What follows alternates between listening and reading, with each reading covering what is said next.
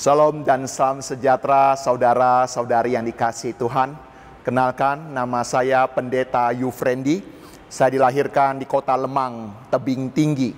Saya dilahirkan dari keluarga yang belum percaya kepada Tuhan. Tapi saya bersyukur saya boleh disekolahkan di sebuah sekolah Kristen sejak kecil. Sehingga waktu itu sekolah mewajibkan kami untuk bisa mengikuti kebaktian di gereja. Saya bersyukur orang tua setiap minggu boleh membangunkan saya untuk mengikuti kelas sekolah minggu. Sehingga pada saat itulah sejak kecil saya boleh mengenal Tuhan Yesus.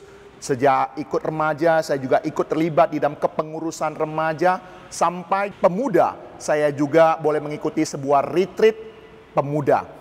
Dan pada saat itu saya terpanggil bukan saja menjadi orang Kristen yang percaya pada Tuhan Yesus, tapi saya juga boleh dipanggil menjadi hamba Tuhan. Tetapi ada dua pergumulan saya yang sangat berat bagi saya.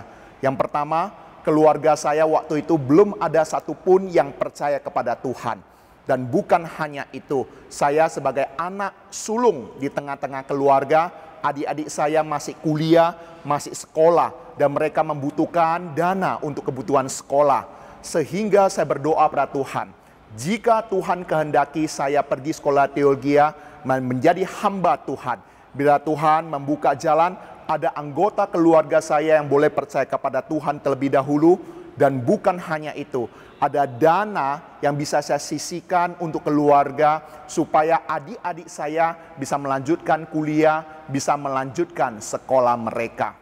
Dua pergumulan itulah yang menjadi beban saya sehingga saya tidak dan belum bisa melanjutkan kuliah sejak selesai SMA. Seiring berjalannya waktu, ketika saya sudah kuliah selesai S1 saya bekerja dari teknisi komputer, kemudian menjadi supervisor manager komputer, kemudian juga menjadi pengusaha komputer. Dan sebenarnya orang tua saya dengan beriringnya waktu sudah percaya kepada Tuhan, adik-adik saya juga sudah percaya pada Tuhan. Dan dana yang sudah saya janjikan pada Tuhan untuk disisihkan untuk keluarga, sebenarnya Tuhan sudah mencukupkan bahkan melampauinya. Tetapi waktu itu saya berpikir, untuk melayani Tuhan tidak harus jadi hamba Tuhan. Saya bisa sambil berbisnis, saya bisa sambil melayani. Di mana gereja membutuhkan dana, saya bisa mendukung pelayanan mereka di sana. Di mana ada pos pelayanan yang membutuhkan fasilitas di dalam pelayanan, saya bisa ikut mendukung di dalam pelayanan. Sampai suatu ketika, saya mengundang teman-teman gereja, pengurus dan pembina rohani di sebuah restoran merayakan ulang tahun saya. Dan pada saat itu, pembina rohani saya berdoa bagi saya, supaya jangan meninggalkan panggilan Tuhan. Mengapa? Karena dua pergumulan utama saya, Tuhan sudah jawab. Tetapi pada saat itu, saya menganggap sepi panggilan daripada Tuhan. Saya tidak melanjutkan kuliah, oleh karena beralasan, melayani Tuhan tidak harus full time. Melayani Tuhan tidak harus sepenuh waktu. Sehingga pada saat itulah, saya tidak pergi sekolah teologi.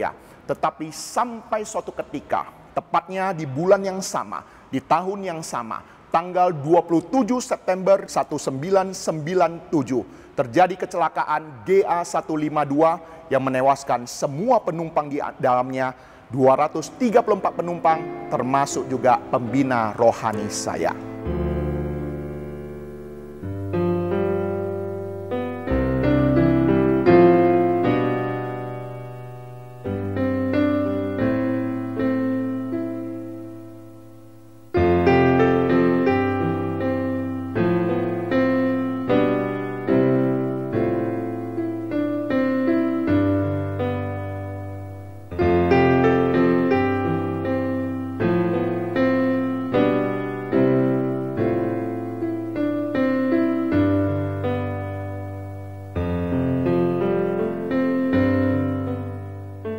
Setelah kecelakaan itu terjadi, semula kami tidak mengerti mengapa Tuhan izinkan terjadi.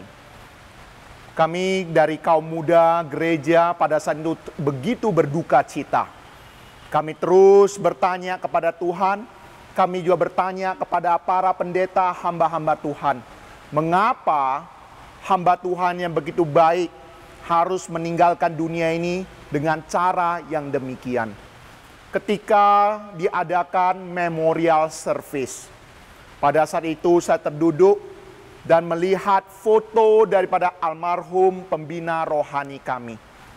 Tiba-tiba terdengar di dalam suara hati saya, sepertinya Tuhan berkata kepada saya, jika pada saat itu engkau juga ada di dalam pesawat tersebut, apa yang engkau mau, pergumulan yang engkau mau, Tuhan sudah jawab. Sekarang engkau pulang kembali ke rumahku. Apa yang kau berikan bagiku? Pada saat itu saya bergumul di hadapan Tuhan dan terus berdoa kepada Tuhan. Jika benar Tuhan mau saya melanjutkan pelayanan pada penginjil Esther Kurniati, saya siap. Selama beberapa bulan saya bergumul dan sampai akhirnya saya menjual usaha saya, menjual bisnis saya. Saya pergi sekolah teologi. Pada saat itu 1998, banyak bank-bank yang dilikuidasi. Banyak nasabah-nasabah yang menarik uangnya dari bank. Tetapi pada saat itu saya tetap menyimpan uang saya di bank. Bapak, Ibu, Saudara, hal yang tidak pernah saya pikirkan, hal yang tidak pernah saya bayangkan sama sekali. Pada saat itu rupanya bunga bank sudah mencapai 67%. Dengan kata lain, dari studi saya sampai selesai, uang saya di bank tidak mengalami kekurangan. Orang tua dan juga adik-adik saya bisa mempergunakan bunga bank untuk biaya kehidupan dan studi mereka. Sejak itulah saya mengerti Tuhan yang memanggil adalah setia. Tuhan juga akan menggenapinya. Dan setelah saya selesai sekolah teologi, saya masuk di dalam ladang pelayanan. Saya menghadapi banyak sekali tantangan, pergumulan. Tetapi saya yakin dan percaya. Nas firman Tuhan 1 Tesalonika 5 ayat 24. Ia yang memanggil kamu adalah setia. Dia juga yang akan menggenapinya. Itulah yang menjadi pegangan hidup saya. Karena saya yakin dan percaya. Tuhan yang memanggil saya adalah setia. Tuhan juga akan memampukan saya sampai akhirnya. Dan saya juga percaya Tuhan tidak pernah berhutang bagi orang-orang yang mengasihi Dia.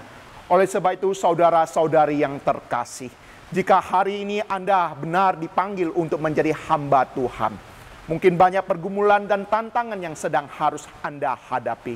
Berserahlah kepada Tuhan dan yakinlah Tuhan yang memanggil, Tuhan akan menyertai dan Tuhan juga akan menolong di dalam segala panggilan sampai akhir di dalam kehidupan kita. Bapak, Ibu, Saudara yang terkasih, saya rindu melalui cuplikan klips yang singkat ini memberkati kita sekalian untuk mengerti bahwa Tuhan yang menolong kita, Tuhan yang akan memampukan kita, Tuhan juga akan terus menopang perjalanan pelayanan kita dan memakai kita untuk kemuliaan namanya. Oleh sebab itu Bapak, Ibu, Saudara yang kasih Tuhan, ya Tuhan memberkati kita untuk terus giat melayani Dia. Haleluya.